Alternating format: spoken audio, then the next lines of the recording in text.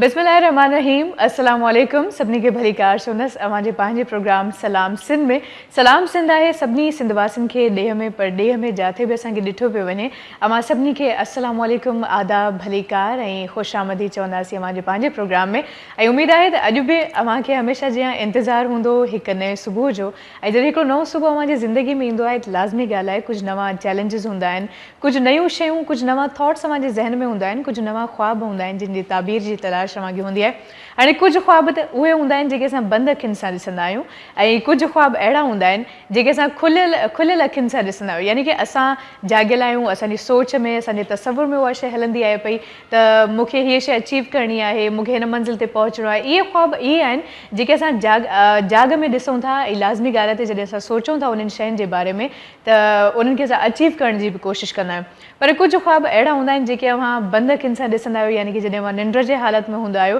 त उन्हनि जी का हिकिड़ी ताबीर हूंदी आहे को न को अलाह साईं जी तरफ़ां इशारो हूंदो आहे पर उनखे सम्झणु हर इंसान जे वस जी ॻाल्हि कोन आहे ऐं उनखे सम्झण जे लाइ लाज़मी ॻाल्हि आहे त कंहिं एक्सपर्ट जी ज़रूरत हूंदी आहे उनखे अलावा जेकॾहिं असां डिफरेंट फील्ड्स जी ॻाल्हि कयूं त अॼोके दौर में चैलेंज इलाही घणो आहे अव्हां कंहिं बि इदारे में कमु था कयो फ़र्ज़ु कयो जेकॾहिं मां होस्टिंग कयां थी त मुंहिंजे लाइ चैलेंज आहे छाजे करे जो हर चैनल ते हर होस्ट पंहिंजे हिसाब सां कोशिशि करे थी त कुझु न कुझु डिफरेंट हुजे कुझु न कुझु चेंज हुजे ऐं कुझु न कुझु अलॻि शइ व्यूअर्स ताईं पहुचे ईअं ई FM चैनल जी ॻाल्हि कयां या इवन मां कंहिं बि इदारे जी ॻाल्हि कयां त मुक़ाबिलो बहरहाल हर जॻह ते मौजूदु आहे ऐं उन ई मुक़ाबले में अॼुकल्ह असां बि हिसो वठूं था कोशिशि कयूं था असां बि अॻिते निकिरूं ऐं जेसिताईं ज़िंदगी में को टकर जो माण्हू न हुजे या मुक़ाबले वारो माण्हू न हुजे तेसिताईं यकीन कयो ज़िंदगी ईअं लॻंदी आहे जे बोड़ में अव्हां लूणु नथा विझो ऐं बदमज़ा हूंदो आहे ईअं ई असांखे ज़िंदगी लॻंदी आहे सो ज़रूरी आहे त ज़िंदगी खे थोरो चटपटो ठाहियो वञे ज़िंदगी खे थोरो सुठो ठाहियो वञे ज़िंदगी में जेकॾहिं कुझु ख़ामियूं आहिनि कुझु घटितायूं आहिनि कुझु कोताहियूं अव्हांखे थी वियूं आहिनि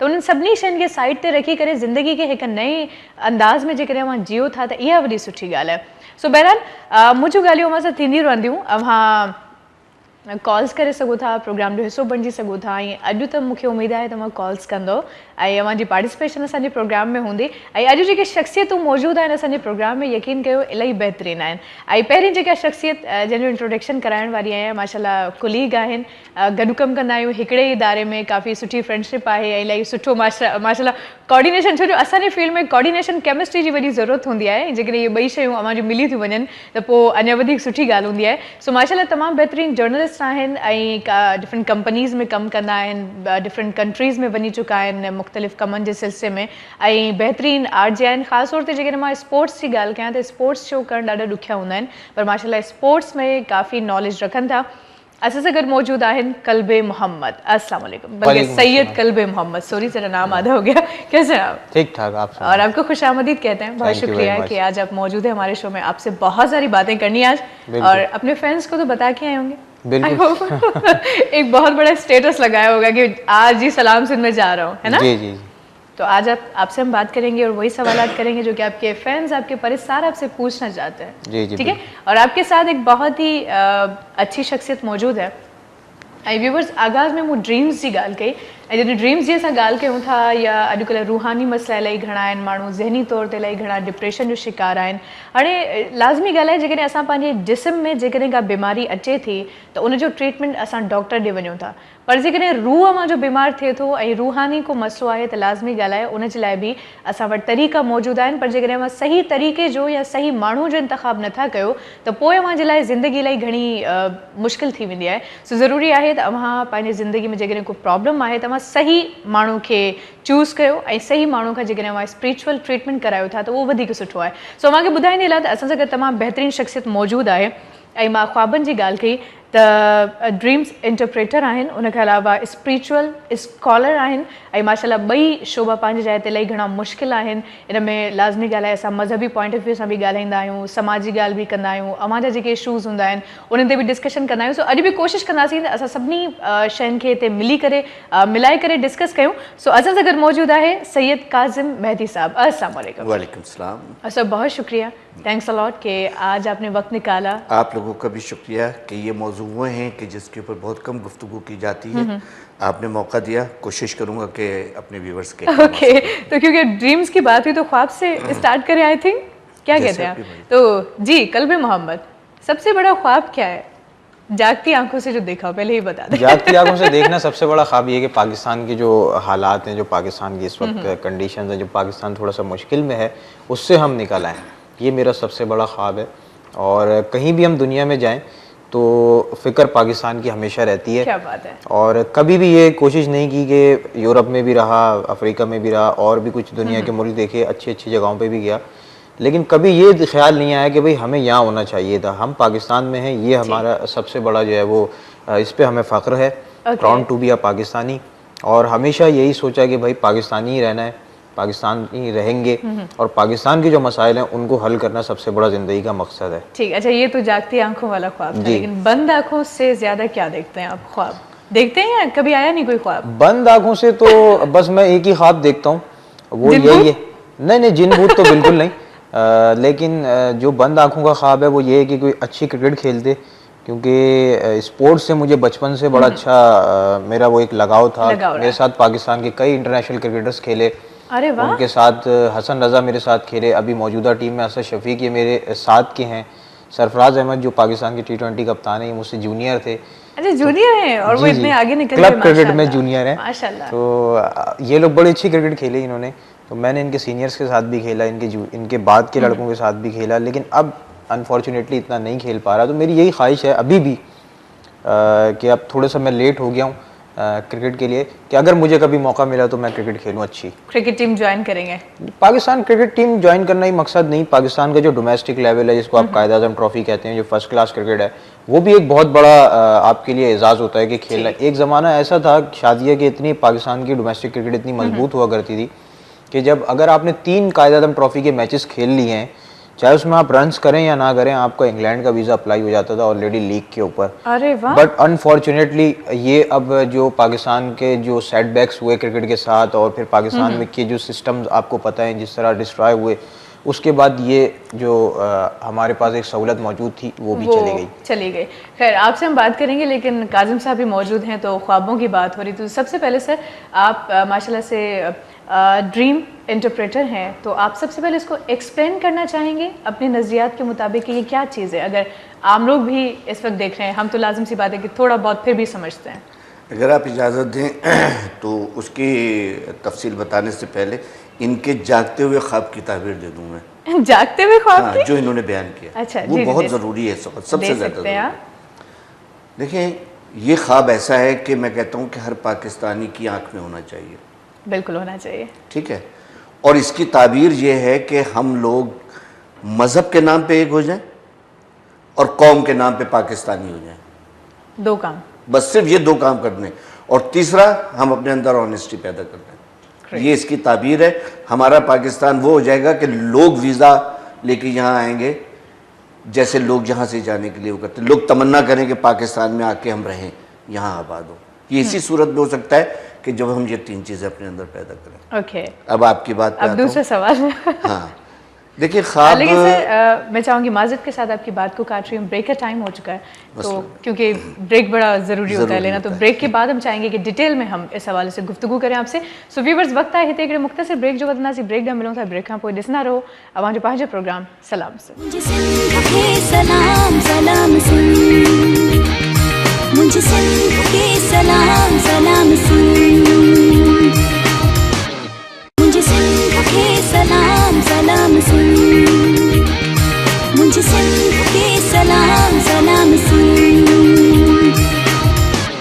जी व्यूअर्स, हिकिड़े मुख़्तसिर ब्रेक खां पोइ असां वापसि अची चुका आहियूं। ॿीहर मां सभिनी खे दिलि तमामु ते गहराइनि सां भली कार चवंदसि। ऐं सर माज़रत के साथ बात आधी रह गई, तो मैं चाहूँगी कि वहीं से हम स्टार्ट करें। लेकिन सबसे पहली बात तो मैं ये बता दूं कि ख्वाब को मामूली ना समझा जाए।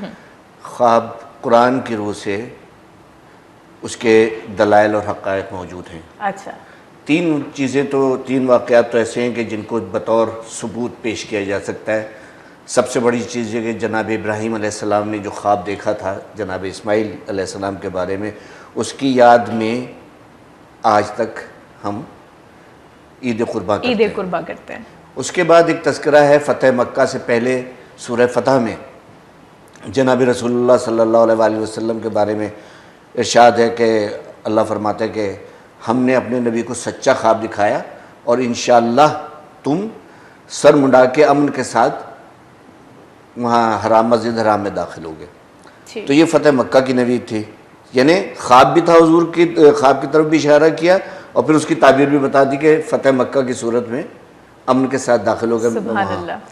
तीसरी चीज़ जो सबसे ज़्यादा ख्वाब के उसमें आती है दलाइल में, वो सूरह यूसुफ है, जनाब यूसुफ अलैहिस्सलाम का, कि वैसे तो अल्लाह ताला ने हर नबी को हर इल्म से नवाजा, लेकिन अगर आप गौर करेंगे और पढ़ेंगे तो आपको ये नज़र आएगा कि मुख्तलिफ़ दौर में ज़रूरत के तहत अम्बिया को मुख्तलिफ़ उलूम में मुमताज़ भी किया है। बिल्कुल। जैसे जनाब मूसा को जादूगरी के ख़िलाफ़, जनाब ईसा को उसके ख़िलाफ़ अपने बीमारियों के और तिब के ख़िलाफ़। अच्छा, इसी तरीके से जनाब दाऊद अलैहिस्सलाम को ज़रा साजी के ख़िलाफ़ लोहे को मोम करना, जनाब नूह अलैहिस्सलाम से कश्ती बनवा दी, कश्ती रानी का वो था। इसी तरीके से जनाब यूसुफ अलैहिस्सलाम को ख्वाब की ताबीर का इल्म दिया गया। क्या बात। जनाब यूसुफ अलैहिस्सलाम ख़ुद सूरह यूसुफ में ये मौजूद है, आयत नंबर 3, कि अल्लाह ताला का शुक्र अदा करते हैं, फरमाते हैं कि अल्लाह तेरा शुक्र है कि तूने मुझे मुश्किल ख्वाबों को समझने का इल्म दिया, ताबीर और रोया दिया और मुझे नबूवत अता की।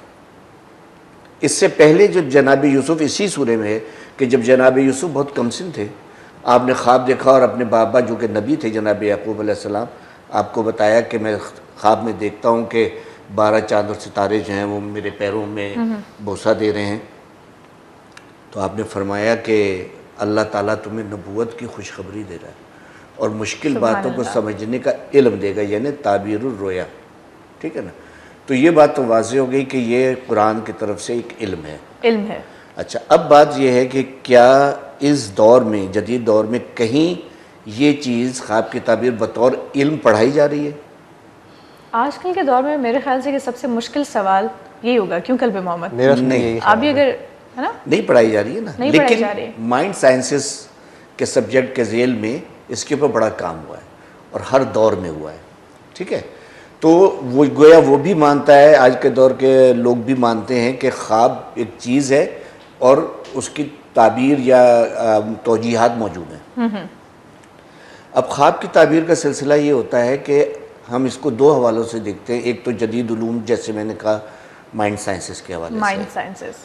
ठीक है। दूसरी चीज़ ये है कि अगर हम दीन के हवाले से बात करें, जो मेरे ख्याल है कि असल बुनियाद है, ठीक।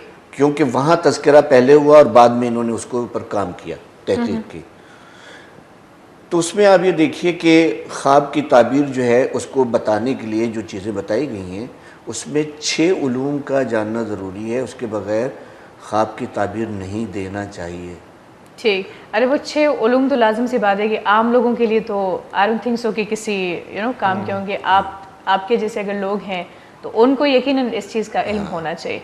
तो हम चाहेंगे कि जो आम लोगों के ख्वाब हैं, जो कि आम जिंदगी में आते जाते रहते हैं, तो उस हवाले से हम आपसे बात करें और कॉल्स आएंगी तो लाजिम सी बात है कि उसी को मैं एक्सप्लेन करने जा रहा था कर सकते हैं सर कि जो आम लोग ख्वाब देख रहे होते हैं ना, उसका होता क्या है कि बहुत से लोग जो हैं किताबें ऐसी आई हैं, सच्चा ख्वाबनामा और ये और वो, या किसी से भी पूछ लेते हैं, ये चीज़ सही नहीं है। सही नहीं है।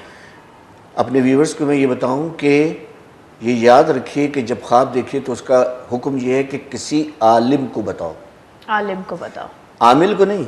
ये याद रखिएगा, आमिल में और आलिम में फ़र्क है। आलिम को बताओ कि गोया जो कुरान और हदीस को समझता हो। इसी के ज़ेल में वो 6 उलूम आते हैं जो मैं आपसे तज़किरा कर रहा था, सही। और लेकिन लोग आजकल आलिम को कम और आमिल को ज़्यादा मानते हैं। तो कोई भी मसला हो, आप आलिम के पास जाएं, आलिम से रुजू करें, वो आपको ख्वाब की ताबीर देगा। ठीक सर, बात करेंगे हम कल्बे मोहम्मद से भी जानना चाहेंगे, क्योंकि आप भी हमारे साथ मौजूद हैं, तो ज़रा गुफ्तगू थोड़ी इधर उधर मिला के करेंगे ताकि हम आप दोनों से नहीं, बोर की बात नहीं है सर। मसला ये कि आपका टॉपिक भी अपनी जगह पर बहुत इंटरेस्टिंग है। कल्बे मोहम्मद भी माशाल्लाह से बहुत ज़्यादा फेमस हैं, बहुत अच्छा काम कर रहे हैं। तो हम चाहेंगे कि वक्तन फ़वक्तन हम बात को मिक्स करते जाएं, और आपके जहन में भी अगर एक दूसरे के लिए भी सवालात हों तो आप कर सकते हैं, बिल्कुल पाबंदी नहीं है। तो कल्बे मोहम्मद आना कैसे हुआ फील्ड में? आरजे बनने का शौक बचपन से था या? आरजे बनने का शौक जो मेरे एक दोस्त हैं काशिफ भाई, बड़े भाइयों की तरह हम साथ खेले फ्रेंड फुटबॉल क्लब में, और उनके साथ फुटबॉल खेलता था मैं जब क्लास 9th में था। अच्छा, तो ये बात है कोई 99-98 की। अब इतने कदीम है। जी जी, उस वक्त हम लोग एक फ्रेंड फुटबॉल क्लब में फुटबॉल खेला करते थे। अच्छा, तो उस वक्त काशिफ भाई भी ज़्यादा मतलब एज उनकी नहीं थी, वो बड़े फिट हुआ करते थे, बड़ी जुनूनी किस्म की फुटबॉल हम लोग आज खेलते भी थे। फिट है मतलब। आज भी फिट है, आज भी fit उनके है। उनके फिटनेस का राज ये है कि वो एज ए स्पोर्ट्समैन है। Great. मैं सबको यही मैसेज देना यही चाहूँगा आपके कि स्पोर्ट्स ज़रूर कीजिए, खेलिए ज़रूर, ताकि आप हेल्दी रहें, आप फिट रहें। तो जो अच्छी फिटनेस की वजह है वो यही है कि कोई सा भी स्पोर्ट्स हो, टीम इवेंट हो या सिंगल इवेंट हो, इंडिविजुअल इवेंट हो, उसमें आप ज़रूर हिस्सा लें। और एक बड़ी आपको अच्छी बात बताऊं कि हैदराबाद से और जो इंटीरियर सिंध से पाकिस्तान के बड़े बड़े नाम हैं जो पाकिस्तान को रिप्रेजेंट उन्होंने किया, क्रिकेट में, हॉकी में, फुटबॉल में, बास्केटबॉल में, बहुत सारे लोग हैं। तो हम लोग जो फील्ड में आने की बात आप कर रही थी वो ये थी कि मैं काशिफ भाई के साथ खेला करता था, उनको सुनता था। अच्छा। तो उनको फॉलो करता था, तो बस उनको देख के मुझे शौक़ हुआ और मैंने कहा चलें जी आरजे का मैं कोशिश करता हूँ आज, जब क्योंकि मुझे बड़ी दिलचस्पी थी कि रिकॉर्ड से और दूसरी चीज़ों से। तो इस तरह जो है वो एक दिन उन्होंने मौका दिया और फिर हमने जो है वो बज़्म तलबा ज्वाइन किया, बज़्म तलबा से स्टार्ट किया, उसके बाद करते करते करते डिफरेंट FM चैनल्स पे काम किया। फिर आज कोई 5 साल पहले FM 101 को ज्वाइन किया। बज़्म तलबा की बात की, रेडियो पाकिस्तान और सीमा रज़ा की बात ना करें तो ज़्यादती होगी, बहुत ज़्यादा ज़्यादती होगी। ये वो इंस्टीट्यूशन है जिससे आप यकीन करेंगे बहुत सीखने को मिला। अगर आज हम जो बेहतर काम कर रहे हैं उसमें सबसे बड़ा किरदार रेडियो पाकिस्तान का है कि वहाँ से हमें लिखना भी आया, ना बोलने के अलावा लिखना भी आया। ठीक, ये एक बड़ा जो है ना बहुत कामयाबी थी रेडियो पाकिस्तान की, कि पाकिस्तान की जो मीडिया में जो बहुत क्रीम जो आई, जो टॉप सुपीरियर लोग हैं वो रेडियो पाकिस्तान और पाकिस्तान टेलीविज़न, वहाँ से लोग निकले। आज अनफॉर्चुनेटली क्योंकि आपके नेशनल इदारे तबाह हो रहे हैं तो आप प्राइवेट इंस्टीट्यूशंस को भी वो लोग नहीं दे पा रहे। सही। तो ये हमारे लिए ये भी एक बड़ी अहम बात थी जो मैं आपके साथ शेयर की मैंने। और बहुत ज़रूरी है कि जो हमारे नेशनल इंस्टीट्यूशंस हैं उनका मजबूत होना ज़रूरी है, तभी हम अब अच्छी क्रीम निकाल सकेंगे। हम लोग भी रेडियो पाकिस्तान से है, वहाँ से हमने सीखा, सीमा बाजी से सीखा, बुशरा नूर ख्वाजा थी उनसे सीखा, फिर उससे पहले अतिया सईद रहमानी थी, उनसे भी काफ़ी कुछ सीखा। बहुत बड़े बड़े नाम है, बहुत बड़े बड़े नाम थे और बहुत बड़े बड़े लोग थे। आज आप देखें तो अगर मैं चंद एक नाम भी लूँ, वजी सानी हो गए या वसीम बादामी हैं, ये लोग सब बज़्म तलबा और रेडियो पाकिस्तान से ये लोग आए हैं माशाल्लाह। और यही वजह है कि अंदाज़े बयां, बात करने का सलीका, वो सारी चीज़ें हम कहते हैं कि हम रेडियो वाले आप और जनाब के हिजाब से कभी आगे निकलते ही नहीं है। और यही वजह है कि हमें बताया जाता है कि भाई आदाब क्या होते हैं, अदब क्या होता है, लिहाज क्या होता है। और फिर हमारी कोई अदब की बात हो रही थी। अच्छा मोहम्मद, इसमें ये नहीं है, मैं महसूस करता हूँ कि हर फील्ड में, आपकी फील्ड ही, हर फील्ड में आप देखें, चाहे बल्कि सबसे तो खौफनाक बात ये कि अब तो मज़हब भी जो है ना वो उसमें आ गया है, प्रोफेशनलिज्म में आ गया है। इसमें जितना ये बढ़ता जा रहा है ना, मैं समझता हूँ कि उसकी वजह से भी काफ़ी मेयार ख़त्म होता जा रहा है। उसकी वजह ये है कि एक आदमी की एक कैपेसिटी होती है, उसके मुताबिक वो काम करता है। अगर उसको जो है पैसे कमाने के लिए वो 6 प्रोग्राम करने लगे और फिर उसके बाद 10 करने लगे, तो जाहिर है कि उसकी क्वालिटी जो है वो गिरना शुरू हो जाएगी। फिर वो अपने नाम के ऊपर प्रोडक्ट उसके नाम पे बिक रही होती है। ऐसा नहीं है? बिल्कुल ऐसे ही है। और सबसे ज़्यादा जो ज़रूरत इस वक्त है ना, आपके पास इंस्टीट्यूशंस नहीं है, हाँ। ऑन ट्रेनिंग नहीं है, जिसकी वजह से मसाइल पैदा हो रहे हैं।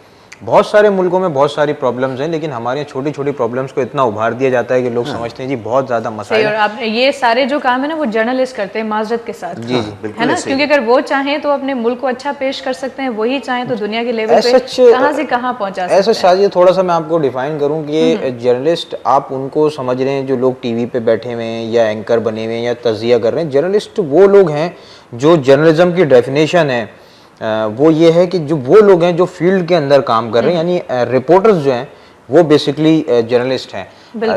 होता क्या से यहाँ जी जी जी बिल्कुल, मजहर अब्बास वगैरह हैं। जी जी जी, ये ग्रास रूट लेवल से नीचे आए, ये ग्रास रूट लेवल से आए। तो जर्नलिस्ट वो हैं। अनफॉर्चुनेटली जब इलेक्ट्रॉनिक मीडिया आया, माजरत के साथ सबके इलेक्ट्रॉनिक मीडिया आया, तो इसमें से बहुत सारे लोग जो है ना वो नए आ गए और दूसरे प्रोफेशन से आए, तो उनको जर्नलिज्म की एथिक्स नहीं पता थी, जिसकी वजह से मसाइल क्रिएट होते गए और क्रिएट होते जिनको गए। एथिक्स पता है उनको आजकल माजरत के साथ हमारे जो चैनल मालिकान हैं वो इतना आगे बढ़ने नहीं देते। रीज़न ये कि रेटिंग चाहिए, रेटिंग के चक्कर में फिर कहीं बलून फटा फ़ौरन चला दी भाई स्लाइड, ब्रेकिंग न्यूज़ लगा दी कि यहाँ धमाका हुआ। अब तस्दीक का पता नहीं है क्या हुआ है, 2 घंटे तबसरा करने के बाद कहते हैं अरे यार ये तो बलून फटा था।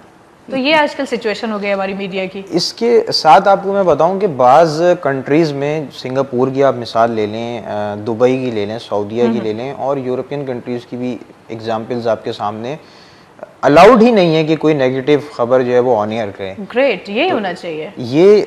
ये बहुत बड़ी एक आप देखेंगे उनकी कामयाबी है।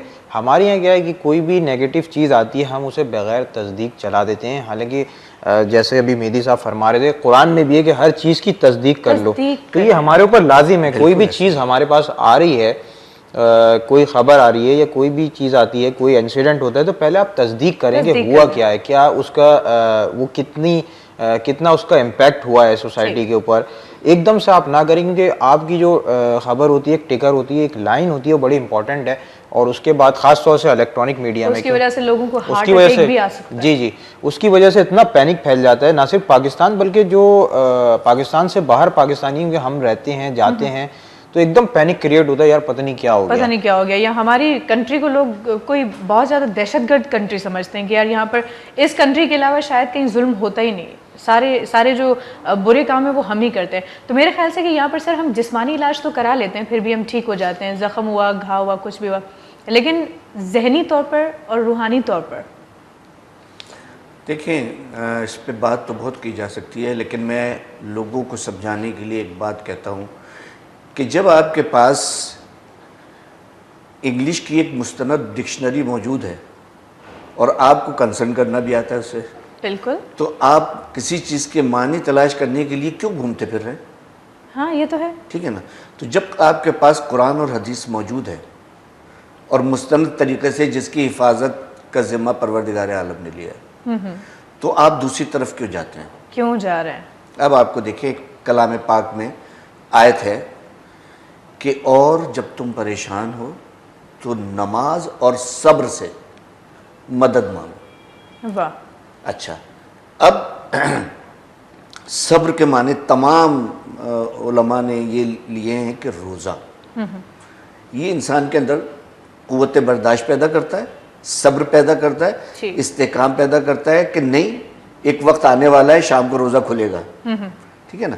तो इस तरीके से हमको तरबियत दी गई है। अब हम ये कहते हैं कि आपके साथ जो भी मसाइल हैं, सबसे पहले आप अपनी रूह को कैसे पाक करेंगे? नमाज पढ़ के, खुशू खुजू से नमाज पढ़ के। ठीक है ना। उसके बाद क्या है कि अगर आपके साथ मसाइल हैं, ठीक है, किसी को भूखे को खाना खिलाना, किसी को मज़ार पे जाके लोगों को करना, ये सब अपने अपने उसके अकायद की उसकी बात है, उसमें कोई काबिल एतराज़ बात नहीं है। लेकिन कुरान ने क्या हुक्म दिया है कि आप अपने मसाइल के लिए क्या करें? ये करें कि कुरान में ही वाक़या सूरह दहर में मौजूद है कि हसनैन अलैहिस्सलाम बीमार हुए, रसूलुल्लाह सल्लल्लाहु अलैहि वसल्लम को इत्तला मिली, आप बेटी के घर तशरीफ़ लाए। आपने कहा बेटी से कि इनकी सेहतियाबी के लिए रोज़ों की मन्नत मान लो, रोज़ों की मन्नत मांगो। वाह, ठीक है। अब उन्होंने मन्नत मान ली, बच्चे ठीक हो गए। हज़रत अली ने भी रोज़े रखे, हसनैन अलैहिस्सलाम ने भी रखे, बीबी फातिमा ने भी रखे, और आपकी जो कनीज़ थी बीबी फिज़ा उन्होंने भी रखे। वाह। और फिर वो हुआ जिसकी तरफ सूरह दहर में इशारा है कि वो 3 दिन जो है वो लोग आते रहे इफ्तार के वक्त, एक दिन यतीम आया, एक दिन मिस्कीन आया, एक दिन नसीर आया, सब ने अपना अपना खाना उनको दे दिया। तो अब सूरह दहर में इस वाक़े की तरफ इशारा ये है कि और वो अल्लाह के लिए रोज़ा रखते हैं, सब्र करते हैं, रोज़ा रखते हैं, और अल्लाह की खुशनुदी के लिए अब उसके दिए हुए माल में से खर्च करते हैं, और तुमसे उसका कुछ एवज़ भी नहीं चाहते हैं। हमारे यहाँ क्या हुआ है? नमाज पढ़ लो सवाब होगा, रोज़ा रख लो सवाब होगा, तरावी पढ़ लो सवाब होगा, फलाना। सिंपल है कि हम फौरन जन्नत और जहन्नुम के चक्कर में पड़ जाते हैं। ऐसा नहीं है। तो सर बात को कंटिन्यू करेंगे, हम चाहेंगे ब्रेक ले लें, ब्रेक के बाद हम कोशिश करेंगे कि कॉल्स ली जाएँ और उसके बाद फिर मज़ीद गुफ्तगू को कंटिन्यू करेंगे। सो व्यूवर्स, वक्त आए थे एक मुख्तसर ब्रेक जो बदनाजी ब्रेक ना मिलो था ब्रेक है वो है। मुझे सिंध के सलाम सलाम सुन, मुझे सिंध के सलाम सलाम सुन, मुझे सिंध के सलाम सलाम सुन, मुझे सिंध के सलाम सलाम सुन।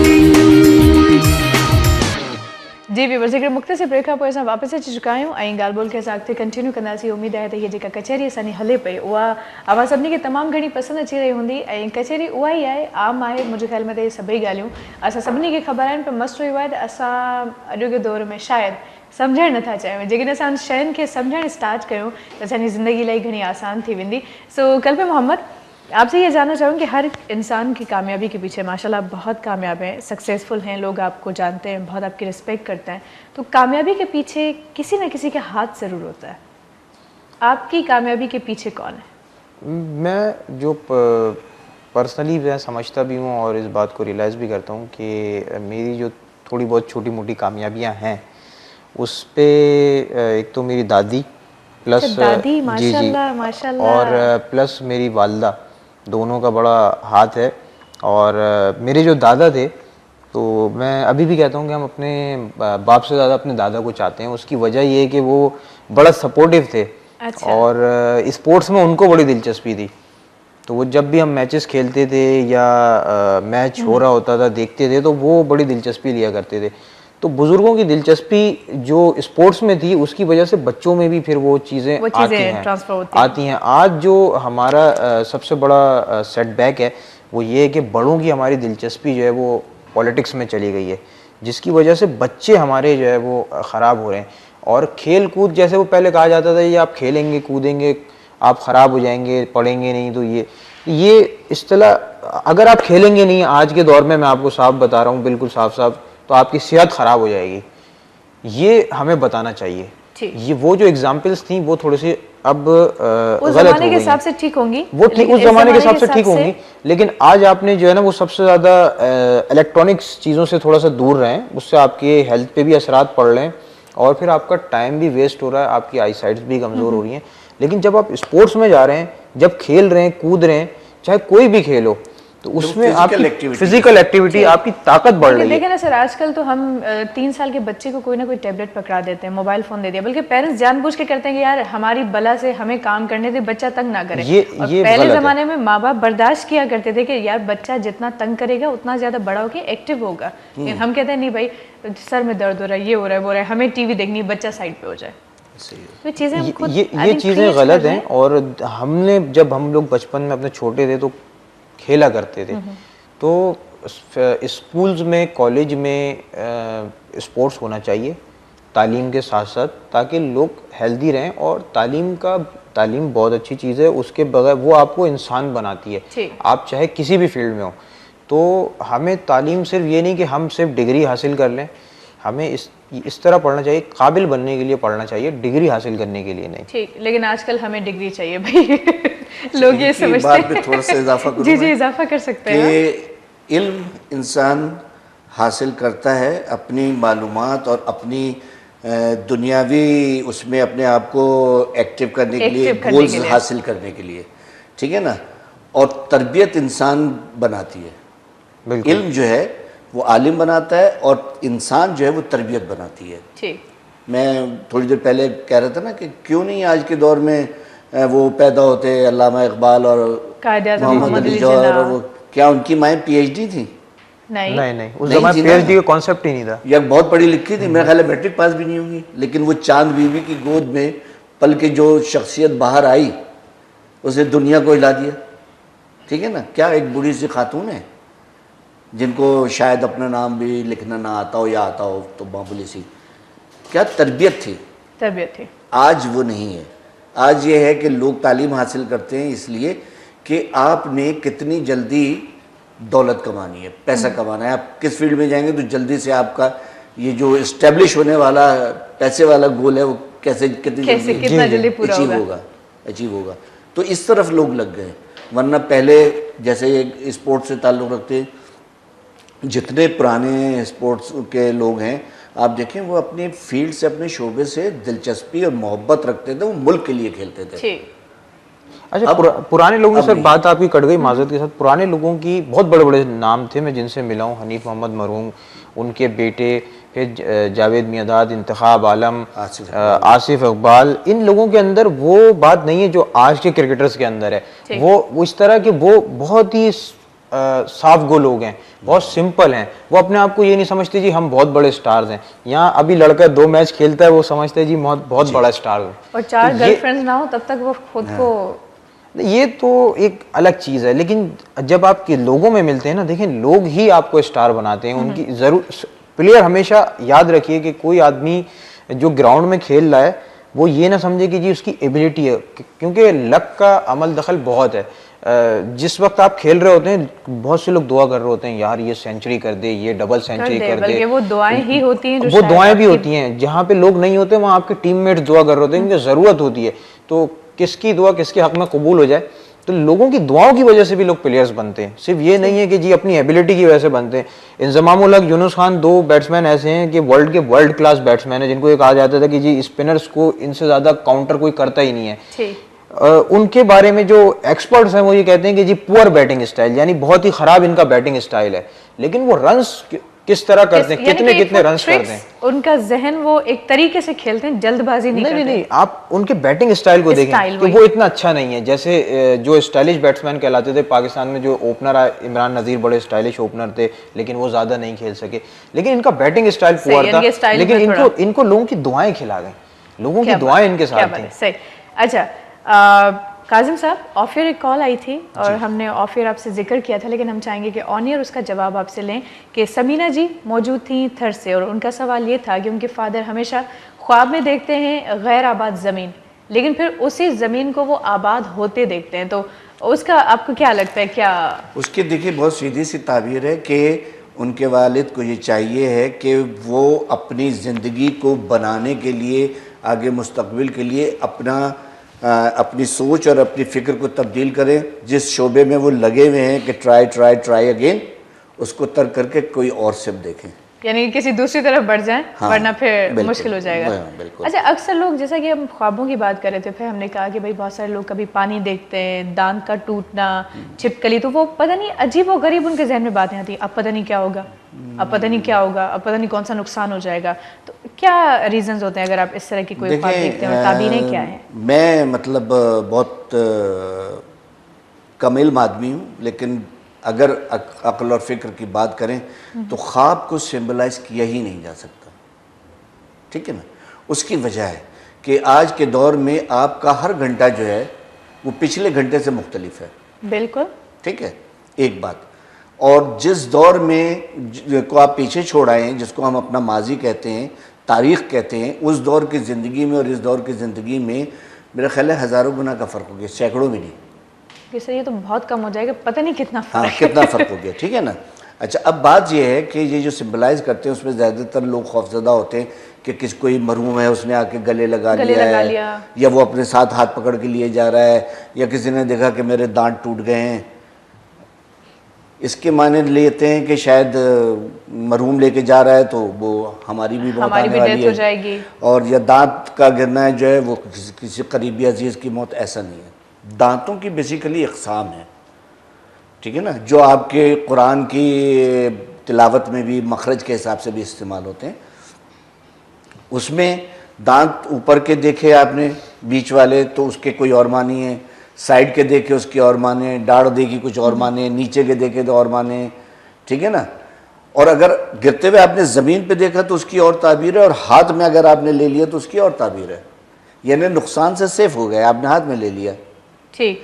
और अगर वो ज़मीन पे गिर जाए तो अब उसमें ये देखना पड़ेगा ना कि कौन सा दांत है, ऊपर के दांत हैं, नीचे के हैं, साइड के हैं। ज्यादातर तो लोग ऊपर के ही देखते हैं, दो ही नजर आते हैं, क्योंकि उसका ताल्लुक गिरने से है ना, कि ऊपर से ही चीज गिरती है, सही, नीचे की चीज निकलती है वही, क्योंकि गिरने की ज्यादा शिकायत होती है, गिरने की ज्यादा शिकायत होती है। ये सिर्फ नफ्सियाती मसला है कि इसमें चूंकि गिरते हुए देखा है इसलिए फॉल की तरफ जाना ऐसा नहीं है। तो क्या है इसका मतलब मुख्तलिफ होता है। जैसे मिसाल के तौर पे अगर एक शख्स ऐसा है कि जिसने देखा है कि उसका बाप मर गया है, ठीक है ना, और वो फिर ऊपर के दांत गिरते हुए देख रही है, जिसका ताल्लुक आपके ददियाल से है, ठीक है ना, ऊपर के दांत ददियाल, हाँ, इसलिए तो इसका मतलब ये है इसका मतलब ये है कि जो शख्स मर गया, ठीक है ना, ऐसा नहीं है कि अब फिर कोई मौत होने वाली, बल्कि ये कि उसके जाने से जो नुकसान हुआ है ना, उसका कोई ना कोई ऐसा सोल्यूशन निकलने वाला है, चाहे माशी एतबार से हो, चाहे सपोर्ट के एतबार से हो, किसी भी एतबार से हो, कि वो आपको मिलने वाला है। और गोया वो मुश्किल जो है अब वो दौर ख़त्म हो। देखिए, जो शख्स मर गया उसकी दुनियावी मुश्किलात तमाम हो गई हकीकतन। ठीक। तो अगर किसी जिंदा शख्स के बारे में ये देखा जाए कि वो मर गया है, तो इसका मतलब ये कि उसकी उम्र में इजाफा होगा, उसकी मुश्किलात ख़त्म होंगी, उसको सेहत और आसूदगी मिलेगी। ठीक। अच्छा, अक्सर लोग ये कहते हैं कि ख्वाब में सांप देखते हैं, फिर कभी सांप ने काट दिया, कभी सांप को उसने काट दिया, लाइक मार दिया। वैसे तो क्या ख्वाब ताबीर है? दुश्मनी की वो लिया जाता है, लेकिन सांपों के कलर के हवाले से भी लाइक काले और सफ़ेद ज़्यादातर लोग कहते हैं कि तो इसमें फ़र्क होता है। दूसरी बात ये कि देखिए, ख्वाब क्या सिर्फ मुसलमान देखते हैं? ये सभी देखते हैं। सभी देखते हैं ना। अब आप मुझे बताएं कि हिंदू तो उसको देवता मानते हैं, नाग देवता, नाग देवता मानते हैं। तो उनके लिए तो वो बहुत अच्छा ख्वाब है, लेकिन हमारे लिए जो है वो सही नहीं है। आई थिंक ठीक है फिलहाल ना? हम हमारे लिए बात कर तो सकते वही हैं। मैं कह रहा हूँ कि इसमें ये मालूम करना पड़ता है, जब ख्वाब कोई सुनाता है ना, तो ये मालूम करना पड़ता है। इसको इल्म रिजाल कहते हैं, कि उसके जिसने देखा है, रजुल जिसने देखा है, उसके बारे में पता किया जाए। फिर अगर किसी का ख्वाब कोई और बयान कर रहा है तो उस रावी के बारे में मालूम करना पड़ता है कि कितना सच्चा है, कितना झूठा है। तो बहरहाल ख्वाब में सांप का देखना जो है वो दुश्मन की निशानी माना जाता है, और उससे नुकसान पहुँचने का देश है, लिहाजा अपने आप को मोहतात रखें और दुश्मन को पहचानें। अगर सफ़ेद रंग का सांप देखा है तो दोस्त नुमा दुश्मन, और अगर काले रंग का हो, लंबा चौड़ा काले रंग का देखने का मतलब ये है कि अगर सांप देखा है तो उसका मतलब ये है कि आपका कोई ज़ाहिरी दुश्मन है जिससे आपको नुकसान पहुंच सकता है। और अगर बहुत बड़ा सांप देखें तो इसका मतलब ये है कि कहीं पे आप भी अपने दुश्मन हो रहे हैं। ओके। और अगर हम मार रहे हैं ख्वाब में किसी सांप को तो दुश्मन का खात्मा। अच्छा, और अगर वो सांप हमें काट दे तो दुश्मन लाइक हमारा कोई ना कोई बहुत बड़ा नुकसान वही बात होगा। मैं आपसे कह रहा हूँ, ये कहा जाता है, लेकिन मैं इस सिंबलाइजेशन को नहीं मानता। नहीं मानते। अच्छा, अक्सर लोग तो ख्वाब में भी रहम दिल बन जाते हैं, छोड़ देते हैं सांप को, चलो भाई जाओ। वो बेवकूफ़ी की निशानी है। ओके, सो ब्रेक की जाने बढ़ेंगे और ब्रेक के बाद देखते हैं कि मजीद हम कौन से वाले ख्वाबों पे बात कर सकते हैं। सो व्यूअर्स, वक्त आए थे मुख्तसर ब्रेक जो बदनाजी ब्रेक ना मिलो था ब्रेक खां पोइ ॾिसंदा रहो सलाम से। मुझे सिंध के सलाम सलाम सुन, मुझे सिंध के सलाम सलाम सुन, मुझे सिंध के सलाम सलाम सुन, मुझे सिंध के सलाम सलाम सुन। जी व्यूअर्स, हिकिड़ो मुख़्तसिर ब्रेक हुई, ब्रेक खां पोइ असां वापसि अची चुका आहियूं ऐं ख्वाबनि जे हवाले सां असांजी ब्रेक खां पहिरियों ॻाल्हि ॿोल हले पई। जेकॾहिं तव्हांजे ज़हन में बि को ख्वाबु आहे त तव्हां बिल्कुलु डिस्कस करे सघो था, कॉल करे सघो था, नंबर तव्हांखे स्क्रीन ते नज़र अचनि पिया। ऐं जेकॾहिं कल्बि मोहम्मद जे लाइ तव्हां उनखे कुझु पुछणु चाहियो तॾहिं बि तव्हां पुछी सघो था। सो ॿई महिमान मौजूदु आहिनि, कचहरी जो सिलसिलो वक्तन फ़ वक्तन असां महिमाननि सां ॻाल्हाइण जी कोशिशि कयूं पिया। सो कल्बि मोहम्मद, आपसे ये जानना चाहूँगी कि आजकल कौन से प्रोजेक्ट्स हैं जिन पर आप काम कर रहे हैं, क्योंकि आजकल तो काफ़ी अब मसरूफ़ से दिखते हैं। हाँ, काफ़ी मसरूफियत है, और अल्हम्दुलिल्लाह जो इस वक्त सबसे ज़्यादा जो प्रोजेक्ट हम रन कर रहे हैं, जो सबसे इम्पोर्टेंट भी है पाकिस्तान के हवाले से भी, वो ये कि culture literally international friends forum है हमारा, क्लिफ पाकिस्तान। उसमें हमने ये काम शुरू किया है कि पाकिस्तान का जो सॉफ्ट इमेज है उसको प्रमोट करना है, पाकिस्तान के टूरिज़म को प्रमोट करना है, पाकिस्तान के स्पोर्ट्स को प्रमोट करना है। तो उस पर हम काम कर रहे हैं, ख़ास तौर से जो पाकिस्तान की जो लैंग्वेज है वो अब्रॉड यानी बाहर उसको पेश करना है कि उर्दू हमारी बड़ी आसान लैंग्वेज है, बहुत से लोग बोल लेते हैं, गल्फ़ में बहुत बोली जाती है, इवन चाइनीज़ बोल लेते हैं उर्दू। और मैंने क्योंकि उनके साथ काम किया है, तो जो जर्मन है, स्पेनिश है, जो दुनिया की बड़ी लैंग्वेजेज़ हैं, अब चाइनीज़ भी एक बहुत बड़ी मेजर लैंग्वेज है इस वक्त दुनिया में, तो उस पर हम काम कर रहे हैं कि वो उनको पाकिस्तान में वो ज़्यादा से ज़्यादा लोग सीखें, क्योंकि जब आप वो लैंग्वेजेस सीखते हैं तो आपको दूसरे मुल्क में जाके रहने में आसानी होती है। बहुत सी जगहों पे अगर आप जाएं, यूरोप में भी बाज़ कंट्रीज़ में ऐसा है कि इंग्लिश अगर आप बोलेंगे तो आपको प्रॉब्लम होगी कम्युनिकेशन में, लेकिन जब आप उनकी ज़बान में बात करेंगे तो आपको कन्वीनियंट रहेगा और आप ज़्यादा सीख सकते हैं और उन कौमों के ज़्यादा करीब आ सकते हैं, अपना पॉइंट ऑफ व्यू बेहतर बता सकते हैं। तो हमने पाकिस्तान के स्पोर्ट्स, कल्चर, टूरिज़्म को इस वक्त हम कोशिश कर रहे हैं कि उसको ज़्यादा से ज़्यादा फ़रोग़ दें। लेकर चल रहे हैं। जी, एक दफ़ा मैंने अमेरिकन कॉन्सुलेट को भी बताया कि जी हम 2 मरतबा क्रिकेट का वर्ल्ड कप जीते हैं, T20 फॉर्मेट में जीते हैं, एक उसमें जीते हैं, हॉकी के हम 5 मरतबा वर्ल्ड कप जीते हैं, 3 मरतबा ओलंपिक चैम्पियन रहे हैं, स्क्वॉश में हम एक तवील अरसे तक वर्ल्ड चैंपियन रहे, स्नूकर में हम वर्ल्ड चैंपियन रहे। तो मैंने उनको ये कहा कि जी और हमारे पास 4 सीजन्स हैं, चारों मौसम हैं, उसके अलावा हर तरह का फ्रूट है। नॉर्दर्न एरियाज में जाएं तो पाकिस्तान एक बहुत खूबसूरत मुल्क है। अगर आप इंटीरियर सिंध में जाएं तो थर और जो दूसरे गोरख हिल का जो प्रोजेक्ट है, मसला है ना कि लोग कहते हैं कि घर की मुर्गी दाल बराबर, अपने मुल्क को देखा नहीं दूसरे की तारीफें शुरू कर देते हैं। आप मोंजो दड़ो को देखें, आज तक उस पे गोरे रिसर्च कर रहे हैं कि जी कौन सी तहजीब थी, क्या था, कौन से लोग थे। हंगलाज चले जाएं, आप थर चले जाएं, आप मरी चले जाएं, सवात चले जाएं, मालम जब्बा चले जाएं, कालाम, नारान, स्कर्दू चले जाएं, मतलब पाकिस्तान पूरा जन्नत की मानंद है। हाँ, इस मुल्क का जो सबसे जो सेटबैक रहा कि इसको आप गलत उसमें देखते रहे। बहुत से लोग यहाँ आने के लिए तरस रहे होते हैं, जब उन्हें पता चलता है तो वो यहाँ भागे भागे आते हैं। एक मेरा जर्मन दोस्त था, उसने पाकिस्तान से जाने से इनकार कर दिया था। उसने कहा इससे बेहतर मुल्क कोई नहीं है, लेकिन सिर्फ यहाँ पे सिस्टम और थोड़ा सा हम लोगों की अपनी नाअहली की वजह से हमारे यहाँ मसाइल बढ़ गए।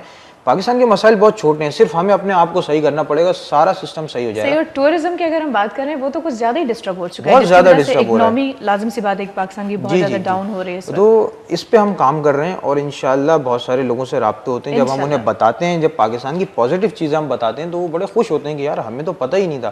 तो एजुकेट करें आप पाकिस्तान के बारे में। और मैं तमाम लोगों से कहूँगा जो भी हमें देख रहे हैं या सुन रहे हैं, तो उनको वो अपने फेसबुक पे, ट्विटर के ऊपर पाकिस्तान के बारे में अच्छा लिखें ताकि लोगों को अच्छा कॉन्सेप्ट जाए। मेरे भी जो बाहर के दोस्त हैं जो मेरे फेसबुक पे हैं या ट्विटर पे हैं, जब वो देखते हैं तो कहते हैं कि यार हमें तो ये चीज़ें पता ही नहीं थी। और हमें सियासतदानों को बुरा भला कहने से फुर्सत मिले तो हम कुछ करें। हाँ, ये जो हम आपके जो शादिया मॉर्निंग शोज का मकसद ये होता है कि आप लोगों ने इम्पैक्ट पाकिस्तान का बेहतर पेश करना होता है। तो हम भी क्लिफ पाकिस्तान, जिसके हमारे सदर मुजीबुर रहमान खान साहब हैं, उसमें यही हम काम कर रहे हैं। हमारा यही मिशन है कि पाकिस्तान का जो इमेज है उसको बेहतर पेश करें। और जब आप किसी कंट्री में जाके उनकी लैंग्वेज में बात करते हैं तो बड़ा खुश होते हैं, खुश होते हैं। और उससे आपका जो इम्पैक्ट होता है, आपके कंट्री का जो इम्पैक्ट होता है, बड़ा अच्छा पड़ता है, बड़ा खुशगवार जो है वो असरात आते हैं। तो इसको ज़रूर सीखें। और कोई भी इल्म हासिल करने में मैं समझता हूँ कोई कोताही नहीं है, जैसा सर भी अभी फरमा रहे थे मेहदी साहब। तो ये थोड़ा सा और इस पर भी बता देंगे।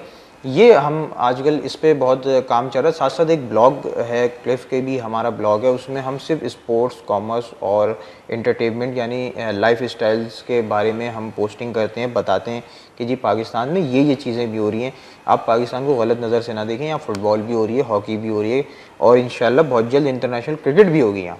ठीक, तो बड़ी अच्छी बात आपने की। और एक और लगा कि पाकिस्तान को आप इतना आगे लेकर जा रहे हैं, पाकिस्तान के लिए एक चीज़ और ऐड कर दूं कि कल ऑस्ट्रेलिया की आर्मी टीम लाहौर पहुंची है और वो यहाँ मैचेस खेलेंगे। और इससे पहले भी जो अभी इंटरनेशनल क्रिकेट हुई, जिम्बाब्वे की टीम आई, तो होपफुली बहुत जल्द इंशाल्लाह पाकिस्तान में कोई ऐसी प्रॉब्लम्स नहीं है। और दुनिया में हर जगह हमने काफी रिकवर कर लिया है, काफी जो प्रॉब्लम्स है अब उनको हम इंशाल्लाह हम बहुत जल्द एक बहुत जबरदस्त नेशन के तौर पर सामने आएंगे। इंशाल्लाह दुआएं पाकिस्तान के साथ हैं, नेक तमन्नाएं पाकिस्तान के साथ हैं। इंशाल्लाह हम एक ऐसे मुल्क के शहरी कहलाएंगे जिसमें अमन, सुकून सब कुछ होगा, और बल्कि मौजूद है। बस नजरियात का थोड़ा फर्क है, अल्लाह करे कि नजरियात सारे सही हो जाए। मेहदी साहब, एक सवाल जो कि ज़रूर यहाँ पर करना चाहूँगी कि कुरान पाक में भी इरशाद बारी ताला है कि जिसने खुद को पहचाना उसने रब को पहचाना। तो इस थ्योरी को, इस बात को आप किस तरीके से लेंगे, किस तरीके से आप उसको एक्सप्लेन करेंगे? साहिबान इल्म मुझसे बेहतर जानते हैं, लेकिन मैं अपने आम व्यूवर्स के लिए, क्योंकि मैं ख़ुद तालिब इल्म हूँ, बड़ी मुख्तसर सी बात कहता हूँ कि सबसे पहले कुरान में आप ये देखिए कि अल्लाह ताला ने इंसान की तख्लीक कैसे की। ठीक, मैं उस डिटेल में भी नहीं जाऊँगा, ठीक है ना। सिर्फ इतना कहूँगा कि अल्लाह ताला ने कहा कि और फिर मैंने अपनी रूह फूंक दी, और फिर मैंने अपनी रूह फूंक दी। आदम को तैयार किया और फिर मैंने उसमें अपनी रूह फूंक दी। यानी कि अपनी रूह किसने फूंक दी? अल्लाह ने। अल्लाह कौन है? रहमान है, रहीम है, करीम है, जब्बार है, कहार है, राज़िक़ है, ज़ुल जलाल वल इकराम है, कुद्दूस है, सलाम है, सभी कुछ है ना, हय्युल क़य्यूम है। अब इंसान को तैयार कर लिया, अपनी रूह फूंक दी और फरिश्तों से कहा कि इसको सजदा करो, हालांकि लायक सजदा तो सिर्फ खुदा है, खुदा है बेशक, और वो खुद ये कह रहे हैं कि सजदा करो मेरी तख्लीक को। और हम इसी पे लड़ रहे हैं कि अल्लाह जो है वो लायक सजदा, उसके अलावा कोई नहीं है। हाँ, ऐसा ही है कि अल्लाह के अलावा कोई लायक सजदा कोई नहीं, लायक सजदा नहीं, और हो भी नहीं सकता। फरिश्तों ने क्या कहा कि हम तो तेरी तस्बीह और तकदीस करते हैं। उसने, इब्लीस ने इनकार किया। ठीक है, अब अल्लाह ने जनाब आदम से कहा कि तुम सुनाओ अस्मा। पहले फरिश्तों से कहा कि अपना इल्म जाहिर करो, वो नहीं कर सके। कहा कि हम तो उतना ही जानते जितना तूने हमें बता दिया। ठीक। उसके बाद फिर आज जनाब आदम से कहा, जनाब आदम ने वो इल्म जो था वो जाहिर किया अपना। अब फरिश्ते सजदे में गिर गए। कब गिरे? जब जनाब आदम ने अपना इल्म जाहिर कर दिया। तो अल्लाह ताला जनाब आदम के पुतले को सजदा नहीं करवा रहा था, अपनी उस रूह को जो मुक़द्दस है, अम्र है, रूह के लिए कहा है कि ये अल्लाह का अम्र है, हुक्म है, उसको सजदा करवा रहा था, और उस इल्म को सजदा करवा रहा था कि जो अल्लाह ताला ने जनाब आदम को दिया था। तो अब इंसान, आप इंसान को देखिए कि कोई सॉफ्ट दिल का होता है, बहुत नरम दिल का होता है, कोई बहुत शकीउल क़ल्ब होता है, कोई बहुत हम्बल होता है, कोई गुस्सेवर होता है, कोई कुछ होता है। मिजाज है, छोटी छोटी चीज़ें इंसान में होती हैं। कोई बहुत रहम दिल है, कोई सखी है। तो ये वो चीज़ें हैं कि जो परवरदिगार आलम के रूह डालने के नतीजे में हुई। इसीलिए अल्लाह ताला फरमाता है कि तुम में हमने खाली फूका है और उससे तुम्हारी ये तरबियत हुई है कि तुम कहीं कहीं पे ये हो और कहीं कहीं पे मुख्तलिफ हो जाते हो। जबकि परवरदिगार आलम में वो तमाम सिफ़ात जो हैं वो बदरजा अतम मौजूद हैं, यानी दर्जा कमाल के ऊपर है। उसके वो तमाम सिफ़ात उसके अलावा किसी में हो ही नहीं सकती। उसकी एक मामूली सी झलक ज़र्रे के बराबर हम लोगों के अंदर दाखिल है। तो जब तुम अपने अंदर रहमानियत को, रहमदिली को पहचान लोगे, अपने अंदर जो है शुक्र को पहचान लोगे, सब्र को पहचान लोगे, इबादत को पहचान लोगे, अपने आप को पहचान लोगे कि अल्लाह ताला ने तुम्हें कैसे पैदा किया। ठीक है ना? तो जब तुम अपने आप को पहचान लोगे कि तुम्हारी हकीकत क्या है, जिसमें बार बार अल्लाह ताला ने फरमाया है कि हमने तुम्हें हकीर चीज़ से पैदा किया, और फिर हमने अपनी रूह फूंक दी। कहाँ हकीर चीज़, नजस चीज़, और कहाँ पाकीज़ा परवरदिगार आलम। तो ये कहा कि तुम अपने आप को जब इस तरीके से पहचान लोगे कि तुम हो क्या, तुम्हारी हकीकत क्या है, तो फिर तुम्हें बड़ाई का मकसद समझ में आएगा कि एक्चुअल बड़ाई होती क्या है। बड़ाई ये नहीं है कि मैं बहुत बड़ा आलिम हूँ, बड़ाई ये नहीं है कि मैं बहुत बड़ा स्टार हूँ, मैं बहुत बड़ा मुफक्किर हूँ, मैं बहुत बड़ा फलसफी हूँ। बड़ाई ये है कि तुम इल्म किरदार में परवरदिगार आलम की जो सिफात है उसके कितने मजहर हो तुम। तो इस तरीके से ये है कि आप अपने आप को जब पहचान लेंगे तो आपको परवरदिगार आलम समझ में आ जाएगा। ग्रेट, बहुत अच्छा। मैंने एक छोटा सा जुमला और कह दूं कि मैंने ऑफ ईयर आपको अपना बीमारी का किस्सा सुनाया था। तो मैं कहता हूं कि अगर कोई ये कहता है कि अल्लाह कैसे जिंदा करेगा दोबारा, तो मुझे देख ले। एक बात।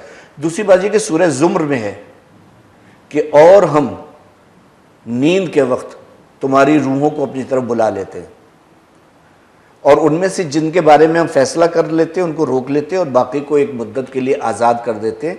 और साहिबान इल्म के लिए इसमें बहुत सी निशानियां हैं। ग्रेट, ठीक है ना? हम रोज़ मर रहे होते हैं और रोज़ जी रहे होते हैं। बस ये रोज़ उठना, सो के उठना जो है ये हमारी आर्जी मौत है, और मुस्तकिल के लिए चले जाना हमारी अबदी नींद है। सही। यानी कि सिंपल ये है कि हमने अभी तक अपने आप को समझा ही नहीं। हम तो दुनिया के फ़रेब में इतने ज़्यादा मगन हो गए हैं कि बस। अच्छा, तरबियत की यहाँ पर बड़ी मेरे ख्याल से कि बात करनी चाहिए, बड़ा अमल दखल है। तो आपसे कल्ब मोहम्मद जानना चाहूँगी कि आपके घर में क्या होता था जब आप छोटे हुआ करते थे? आपके पेरेंट्स, आपके दादाजी, आपके अब्बा और आपकी अम्मी आपको किस तरीके से गाइड करती थी कि क्या करना चाहिए? लाजिम सी बात है कि दुनिया में भी चलना है और दीन भी लाजिम है। हमारे जो बचपन का दौर था उसमें बड़ा ज़बरदस्त चीज़ें हुआ करती थी, और बड़ा अच्छा टाइम था वो, क्योंकि उस वक्त बुज़ुर्गों की बड़ी रिस्पेक्ट थी। इवन कि जब कभी कभी हम खेल रहे हुआ करते थे तो अक्सर जब कोई बुज़ुर्ग जाते थे तो हम रुक जाते थे, उनके जाने का इंतज़ार करते थे। हालांकि ये बहुत छोटी एज थी, लेकिन उस वक्त हमें ये पता था। और सबसे ज़्यादा जो मेरी वालिदा ने, जो मेरी दादी दादा ने ये सिखाया कि भाई आप ईमानदारी से कोई भी काम करें। ठीक। तो honesty is the best policy, और अगर आप जितना आप ईमानदार होंगे उतना ही बेहतर आप अपनी ज़िंदगी में काम कर सकेंगे। तो हमारी तरफ हमें यही सिखाया गया कि अच्छा काम करो, अच्छा बोलो, बड़ों की इज्जत करो, और जहाँ से तुम्हें सीखने को कुछ गेन करने को मिलता है वो तुम गेन करो। ठीक। तो उस तरह जब उसमें से हमने वो जो टाइम था उसको हमने देखा, उनसे उसमें अपने बुज़ुर्गों से सीखा, और अल्हम्दुलिल्लाह जो थोड़ा बहुत भी हमने काम किया है वो उसी तरबियत का ही उसी नतीजा है। तरबियत का नतीजा है। अच्छा, एक बात यहाँ पर कल्प मोहम्मद सर आपसे भी हम बात करेंगे, जानना चाहूँगे कि अक्सर हमारे फैंस जो होते हैं हमसे मोहब्बत तो बेइंतहा करते हैं, लेकिन कभी कभी कुछ ऐसा कह जाते हैं या कुछ इस तरह की शिकवे शिकायतें शुरू हो जाती हैं कि हम भी थोड़ा सा जहनी तौर पर डिप्रेशन में चले जाते हैं या थोड़े डिसहार्ट हो जाते हैं। तो आप उन चीज़ों को किस तरीके से टैकल करते हो, क्योंकि लाजिम सी बात है कि फैंस व्यूअर्स ये सारे हमारे लिए बहुत ज़्यादा ख़ास होते हैं। देखिए, शिकवे शिकायत का जहाँ तक ताल्लुक है वो किसी से शिकायत या शिकवा या किसी से नाराज़गी भी उनसे होती है जिनसे कोई ताल्लुक होता है। ताल्लुक हो। जिसको आप नहीं जानते उससे क्या शिकायत करेंगे। तो सबसे जो मेन चीज़ इसमें यही है कि शिकायत होती है, उसको कोशिश ये करते हैं कि भाई लोगों की, देखिए हर एक की फरमाइश आप पूरी नहीं कर सकते। नहीं कहीं कर बहुत सारी सकते। चीज़ें मैटर होती हैं, उसमें बहुत सारे मैटर्स होते हैं, कहीं आपके पास टाइम नहीं होता, कहीं कोई चीज़ आपकी राह में कहीं रुकावट ज़ाती होती है। ज़िंदगी में बहुत सारे हाँ, प्रॉब्लम्स। तो ज़ाती ज़िंदगी के भी प्रॉब्लम्स होते हैं, हर आदमी के साथ मसाइल हैं, हर आदमी के साथ खुशी गम का सिलसिला है।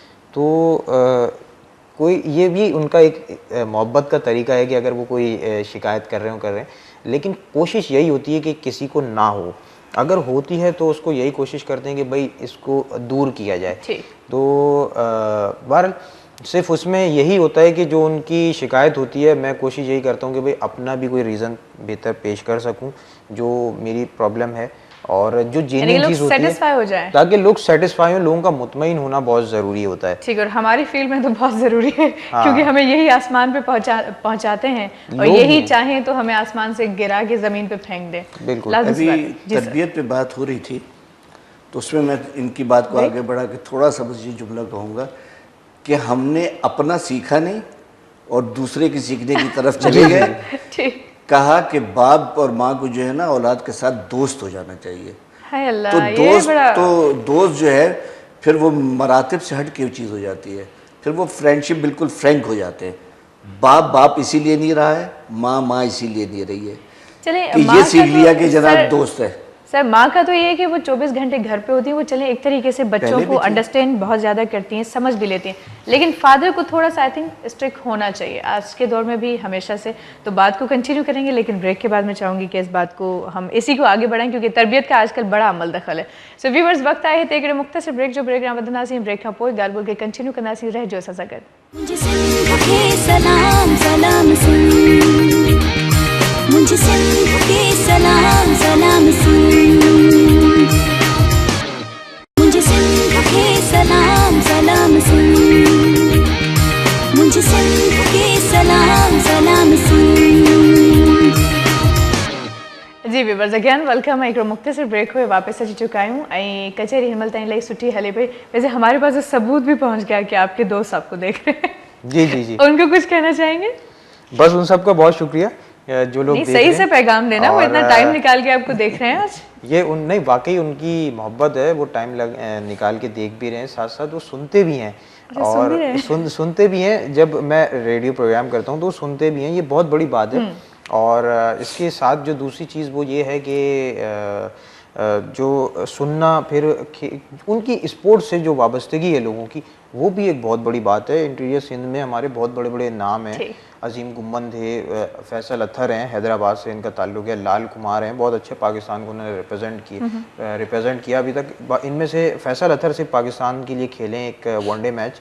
इसके अलावा जो लड़के मुझे याद आ रहे हैं वो पाकिस्तान अंडर 19, पाकिस्तान ए के लिए खेलें। लेकिन हैदराबाद के हवाले से एक बात बताऊं आपको कि हैदराबाद में जो नियाज स्टेडियम है उस पर दुनिया की पहली हैट्रिक हुई है।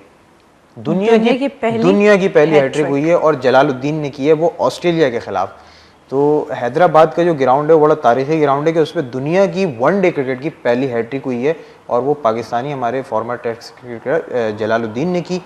तो सिंध का भी, सिंध को आप अलग नहीं कर सकते, क्रिकेट बड़ा जो है वो वहाँ पे पोटेंशियल है। और एक और चीज़ मैं आपको बताता हूँ कि ठट्टा में एक ग्राउंड है, मैं आई फॉरगेट द नेम, कि उस ग्राउंड का नाम मैं भूल गया, मैं खुद वहाँ गया हूँ, उस पर नासिर हुसैन खेलें और वो गालिबन अंडर 19 टीम के कप्तान थे, इंग्लैंड के जो कप्तान रहे नासिर हुसैन, वो वहाँ अंडर 19 टीम लेके आए और उस ग्राउंड पे खेलें। तो सिंध की जो सरजमीन है वो, बल्कि जलालुद्दीन सिंध टीवी पे भी आ चुके हैं। जी उनका और उस वक्त जलालुद्दीन की मैं एक और चीज़ ऐड कर दूं कि वो अभी लेवल 4 उन्होंने पास किया, पाकिस्तान के वाहिद कोच हैं जिन्होंने लेवल 4 पास किया है। तो ये देखें कि हैदराबाद में जब उन्होंने हैट्रिक की तो उसके सम्राट अभी तक उनको मिल रहे हैं। तो अभी भी इन्होंने लेवल 4 पास किया कि पहली हैट्रिक भी वहाँ की, उसके बाद वो कोच भी बने कि पाकिस्तान में पहले आदमी जिन्होंने लेवल 4 किया, ऑस्ट्रेलिया से भी लेवल 3 करके आए। ये बहुत बड़ी चीजें हैं, एजाज़ात है हमारे पास पाकिस्तान के, लेकिन समझने की बात है, समझने की बात है, समझते नहीं है और नहीं करते ना हम लोग। उसके साथ साथ हैदराबाद टेस्ट जिसमें जावेद मियांजाद ने 280 रन किए इंडिया के खिलाफ। ग्रेट। सो सर, हम स्पिरिचुअल ट्रीटमेंट की बात कर रहे थे, बल्कि आप माशाल्लाह से स्कॉलर भी हैं, तो ये जो मसाइल हैं आजकल ये भी बढ़ते जा रहे हैं। आजकल इंसान पता नहीं किस दुनिया का हो गया है, समझ नहीं आ रही कि इंसान है क्या चीज़। तो ज़रा कुछ रूहानी तौर पर बताना चाहेंगे कि आजकल क्या मसाइल हैं, किस तरीके से हम हल कर सकते हैं। 2-3 बातें मैं बिल्कुल कहूँगा। पहली बात तो ये है कि जो हमें दीन ने सिखाया है कि अगर आपके पास मसाइल हैं तो आप साहिबाने इल्म के पास जाइए, यानी आलिम के पास। अगर रूहानी मदद भी चाहिए तो आलिम के पास जाएं, आमिल के पास नहीं। ठीक है, एक बात। दूसरी बात ये है कि आप खुद भी ये देखें कि वो मसाइल आपके अपने पैदा किए हुए तो नहीं है। ठीक। तीसरी चीज़ ये है कि कुरान, नमाज, ये सारी चीज़ें वो हैं कि जिसमें हर चीज़ का हल मौजूद है। ठीक। यहाँ सबसे अहम बात जो है वो मैं ये कहूँगा कि अक्सर ये होता है कि बाबाओं के कहने से लोग औरादो वज़ाइफ शुरू कर देते हैं और बीच में छोड़ देते हैं कि फ़ायदा नहीं हुआ। दूसरी चीज़ ये करते हैं कि कुछ किताबों में से देख के वज़ाइफ शुरू कर दिए, उनको नहीं पता कि ये दवा जो है ये किस वर्ष की है। इसमें समझाने के लिए एक मैं छोटी सी मिसाल दूं कि मिसाल के तौर पे एक ही गांव में बराबर घर में 2 लड़कियां हैं और दोनों की शादी नहीं हो रही है। अच्छा, क्या ये ज़रूरी है कि दोनों के असबाब एक ही हों? नहीं, हो ही नहीं सकता।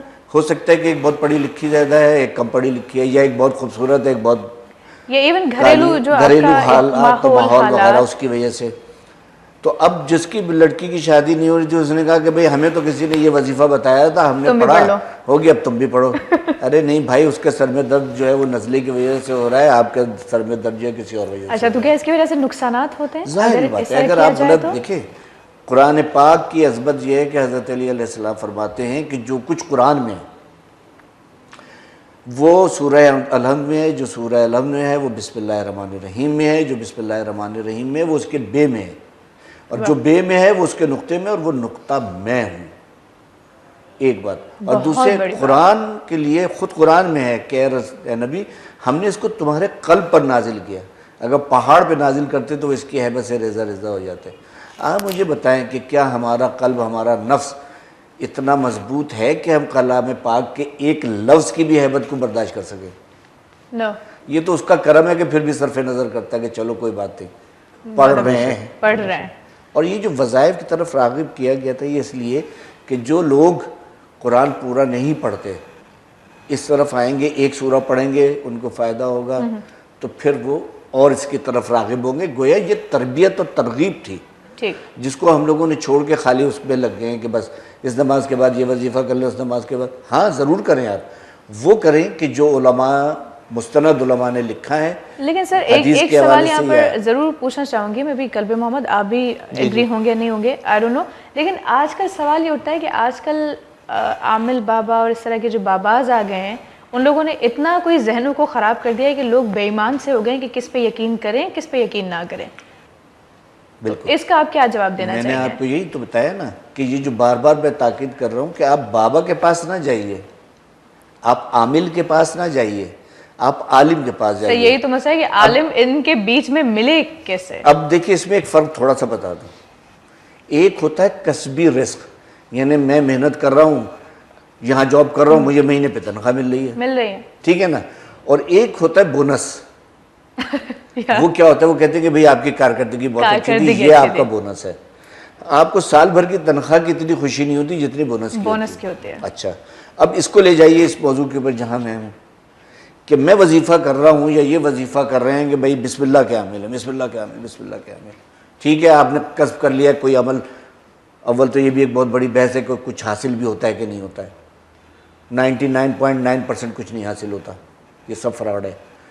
और एक है अता अल्लाह ताला की तरफ से वह भी इल्म, यानी आपकी रियाजत, आपकी इबादत और आपके तक़वा परहेज़गारी के नतीजे में अल्लाह ताला ने आपके अंदर जो सलाहियतें रखी वो उजागर होती हैं। ठीक, जैसे मिसाल के तौर पे कहा जाता है सिक्स सेंस। क्या है सिक्स सेंस? आप उसको 10 तरीके से उसकी तौजीह पेश कर लें। वजह तो आज की जा रही है ना माइंड साइंस के हवाले से, उससे साइकोलॉजी के, उससे जो ये सिक्स सेंस है ये क्या है? आपको बैठे बैठे ये होता है कि ये जो एम्बुलेंस जा रही हैं इतनी फलानी वजह से है, या ये जो है आगे ये धुआं उठ रहा है, ये आग लगी होगी या फलाना होगा।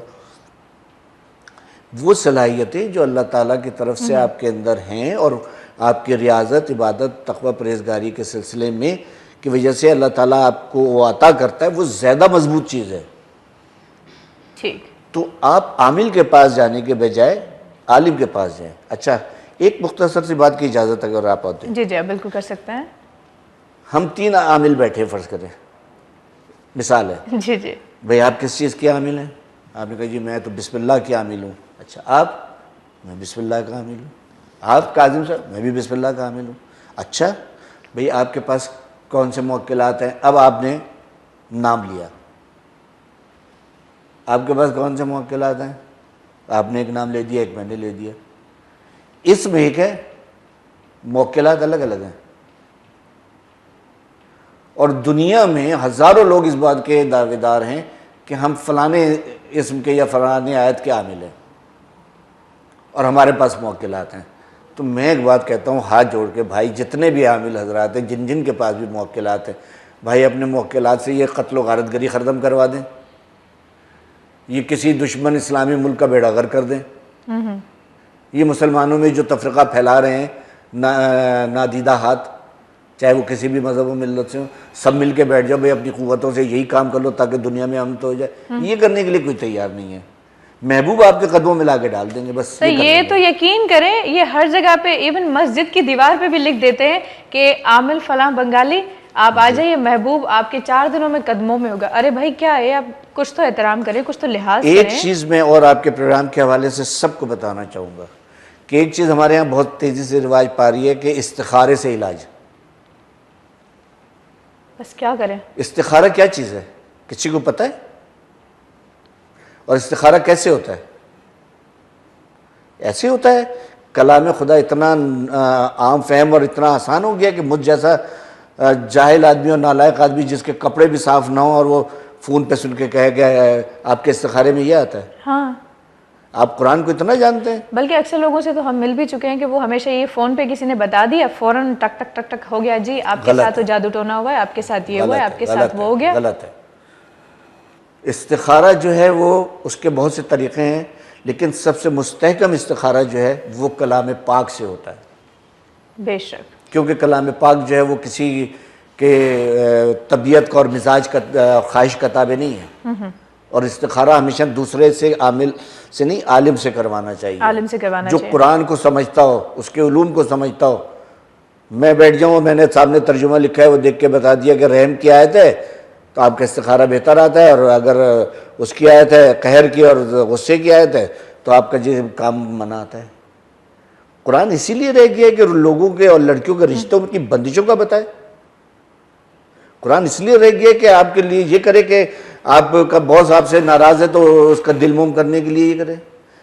अरे भाई, कुरान के इल्म को सीखो, कुरान की हिकमत को सीखो, उलमा के पास जाओ, जोहला से अपना दामन छुड़ाओ। सर वही बात है कि सिंपल एज दैट, अगर हम पूरी जो गुफ्तगू हमने की उसको समराइज करें तो ये है कि भाई आप अपने दिमाग से काम लें, बिला वजह फितनों में ना पड़ें। आप कोशिश करें खुद कुरान जो पढ़ शोबा लें। है ना स्पोर्ट्स का, वो बड़ा अहम है। देखिए, आप जब तक पॉजिटिव एक्टिविटीज़ में, फिजिकल उसमें नहीं जाएंगे ना, तो आपका जहन नहीं खुलता। ठीक, जो ऑक्सीजन या जो दूसरी चीज़ें आपको फ्रेश करती हैं और आपके दिमाग को एक्टिवेट करती हैं, रिलैक्स करती हैं, अगर वो आप नहीं करेंगे तो फिर यही होगा कि आप घर में औरतों की तरह बैठे रहें, ऑफिस में मजदूरों की तरह बैठे रहें और उसके बाद बैठ के जो है खानदानी मसाइल के ऊपर गुफ्तगू करें। हाँ, और फिर बिला वजह इसने ये किया, उसने वो किया, उसके साथ वो हो गया। खैर जी, बहुत शुक्रिया आप दोनों का, थैंक्स अ लॉट, कीमती वक्त निकाला, आप यहाँ पर आए, बहुत अच्छा लगा और बहुत अच्छी गुफ्तगू हो गई। उम्मीद कर रही हूँ कि व्यूवर्स को बहुत अच्छी लगी होगी और आपके परिस्तार तो आपको देख भी रहे हैं, तो ज़रा पैगाम हो जाए, किसको पैगाम देना चाहिए, किसी एक को या सबको? नहीं, सबको, ओवरऑल जनरल। एक को भी दे सकते हैं वैसे, एक को पाबंदी नहीं है। नहीं, बहुत सारे लोग हैं, हमारे दोस्त हैं, मिर्ज़ा इफ्तिखार बेग बड़े सीनियर जर्नलिस्ट हैं, उन्होंने सुबह सुबह टाइम निकाला और कुछ फोटोज़ बनाई जो हम तक आई, बहुत शुक्रिया उनका, पहुँच भी गई हैं और लोग देख भी रहे हैं। तो उसके अलावा कुछ और लोग भी हैं जिन्होंने तस्वीर बनाई, काफ़ी तस्वीरें बनाई और वो अपने मैसेजेस उन्होंने भेजे, पोस्ट को लाइक किया, तो ये बहुत अच्छी बात है माशाल्लाह। और मुझसे ज़्यादा उनकी जो दिलचस्पी नज़र आ रही है वो स्पोर्ट्स में नज़र आ रही है। मैं सिर्फ लोगों को ये कहता हूँ कि आप बातें ना करें, ग्राउंड में आके खेलें भी, ताकि आपको पता चले कि जी कौन सा जो ये बैट्समैन खेल रहा है उसको ये इस बॉलर को कैसे काउंटर करना है, कैसे हम जा रहे हैं, कैसा फ्रंट फुट ये यूज़ कर रहा है, स्ट्रेट ड्राइव कैसा मारा है, कवर पे इसने कैसे खेला, किस तरह उसने गेंद को पकड़ा, किस तरह फील्डिंग की, तो आपको पता चले कितना मुश्किल है और कितना आसान है। तो प्रैक्टिकली, क्योंकि खेल प्रैक्टिकल है, अगर कोई आदमी ये कहता है कि जी मैं बहुत बड़ा प्लेयर हूँ तो वो ग्राउंड में फौरन साबित हो जाएगा। स्पोर्ट्स एक तरह की, कहते हैं कि यार आज लाला का बल्ला नहीं चला, ये खेलना ही नहीं चाहता था, असल में आज इसको टीम को जितवाना ही नहीं था। वैसे काउंटर करना तो सबको सीखना चाहिए जी, जिंदगी में हर वक्त जरूरत जी, वही बात है ना, जैसे अब हम प्लेयर्स को देखते हैं 2-3 घंटे हम जाया करते हैं, कभी कभी तो पूरी दिन रात 3 दिन जाया करते हैं एक मैच के लिए, नतीजे के लिए, बदले में नतीजा क्या निकलता है, पाकिस्तान हार गया।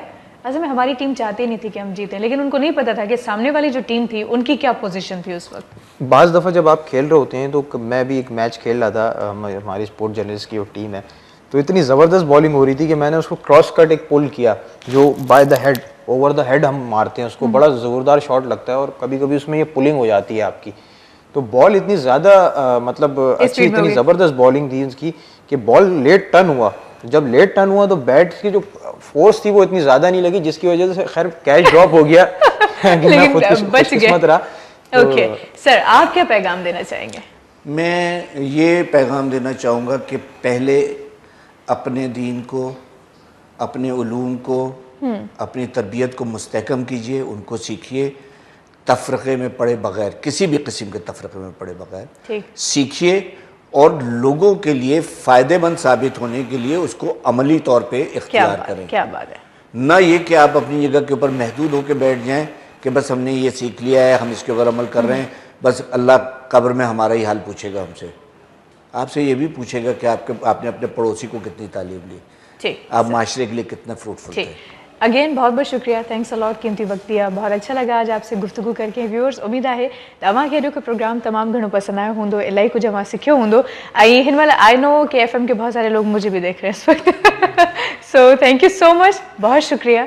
आप हमें देख रहे हैं इसलिए उर्दू में आखिर में बोल रही हूँ ताकि आप भी समझ सकें। जेके असांजा इंटीरियर में अदियूं भेनरूं ॿाहिरि सभु ॾिसनि पिया, अवां बि थोराइता आहियूं, छाजे करे जो अवां जेकॾहिं पंहिंजो वक़्तु न कढो त यकीन कयो असांजी जेका इहा सॼी महिनत आहे उहा राइगा वञे।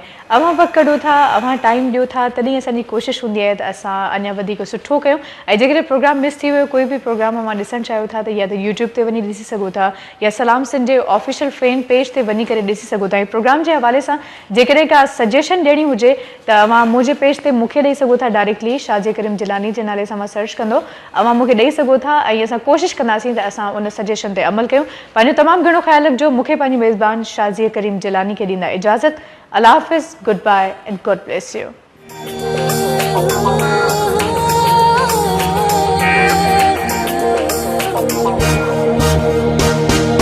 सुबह सुबह जो पखी अखेर मां उड़े थो, हरी नारी रबखे संभाले निकरे थो, हिन सरज़मीन सिंध ते जीअं सजो घरे थो, खुशहाली ऐं अमन जो पैगाम, मुंहिंजे सिंध खे सलाम सलाम सिंध।